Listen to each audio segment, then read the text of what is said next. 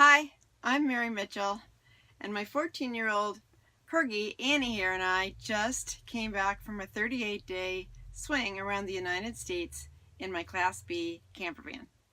Here are the highlights in 5 minutes.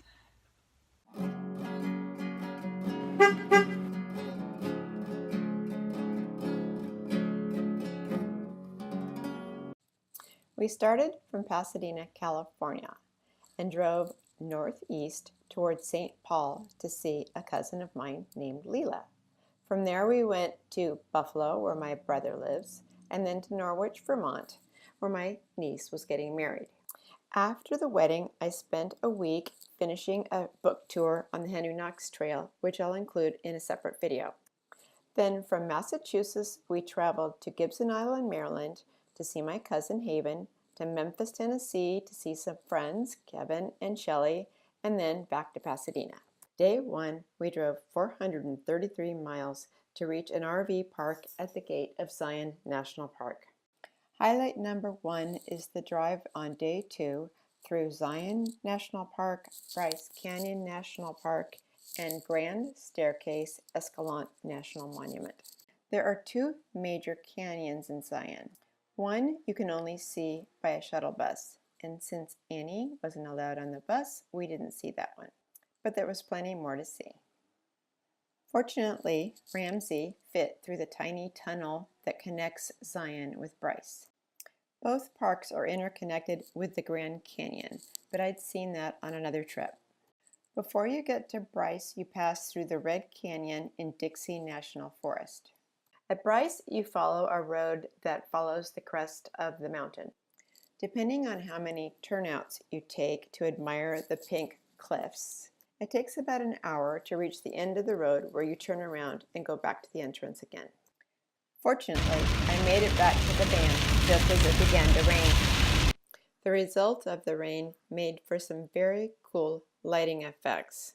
The name Grand Staircase describes how this huge area descends in elevation from the Rocky Mountains down to the Grand Canyon, which is at the southern end of this area. Looking out on this view, we spent our second night boondocking. I took this video the next morning as we ascended the hill behind the campground. The pass over the mountain was 9,000 feet. I thought that was high, but it didn't bother these guys a bit.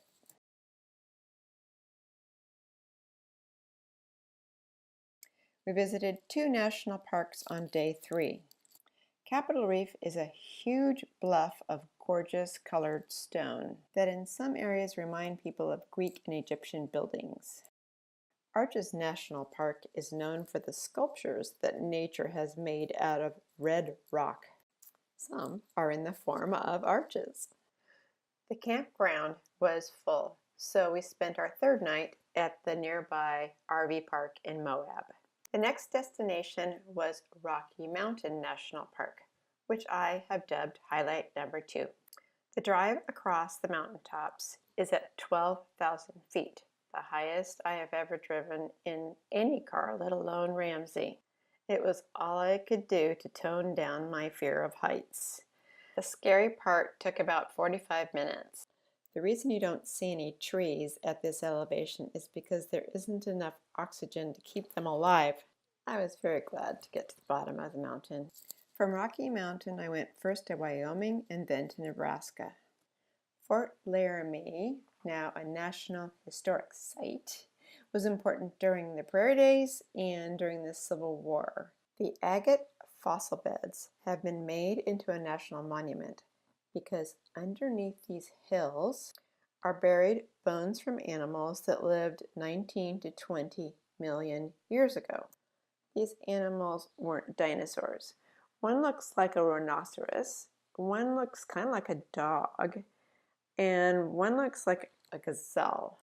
They also have an American Indian exhibit. Fort Robinson, a Nebraska state park, gets my favorite campground award. The beef soup that I bought in their restaurant gets my favorite food award. On to 2 more national parks, Wind Cave and Badlands, both in South Dakota. Wind Cave is mostly known for the cave under the park. In terms of miles, it's maybe one of the largest there is anywhere. Most of it has yet to be explored. The park is also a buffalo preserve. But my favorite thing was the prairie dog town. I've always wanted to see a prairie dog. I thought they were a lot bigger, and I didn't know how noisy they were.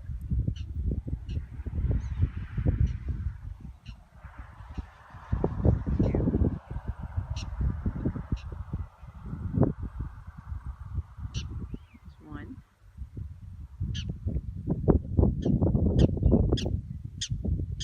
This guy's definitely the noisiest.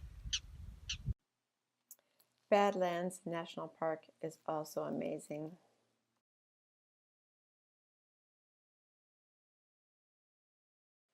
We spent the night at the Sleepy Hollow RV Park in Wall, which is just up the road from Badlands.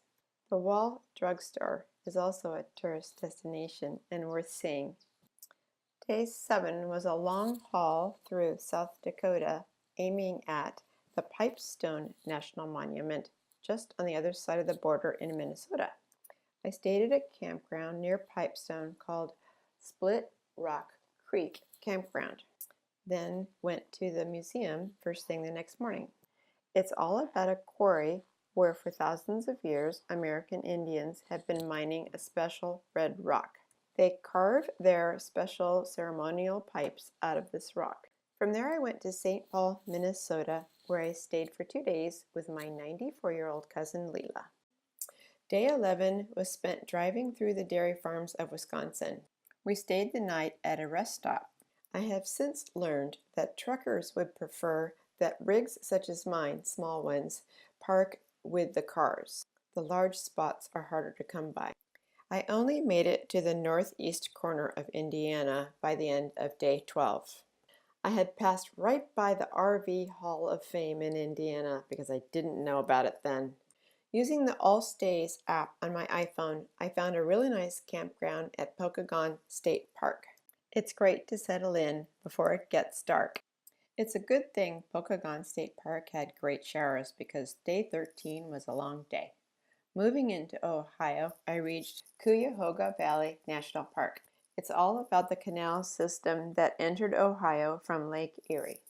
Someday I'll return with a bike and follow the Ohio and Erie Canal towpath trail. 16 miles of the asphalt trail border the canals as they weave through the park. There are also several waterfalls. This is Brandywine. From there, I followed the canal up to Buffalo, where I spent the night in front of my brother's house.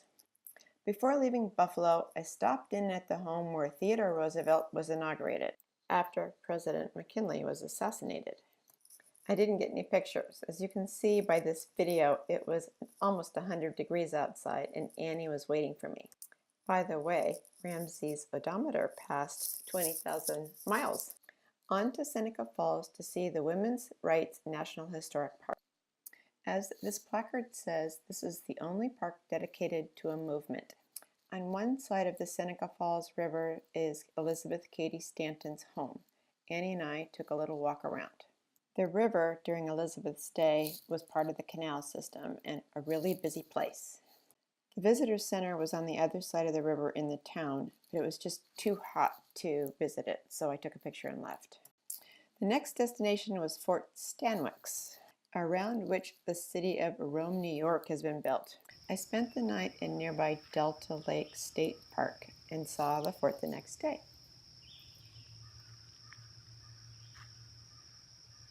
I spent the morning looking around Fort Stanwix in Rome, New York, then continued west following the Mohawk River to the Saratoga National Historic Park.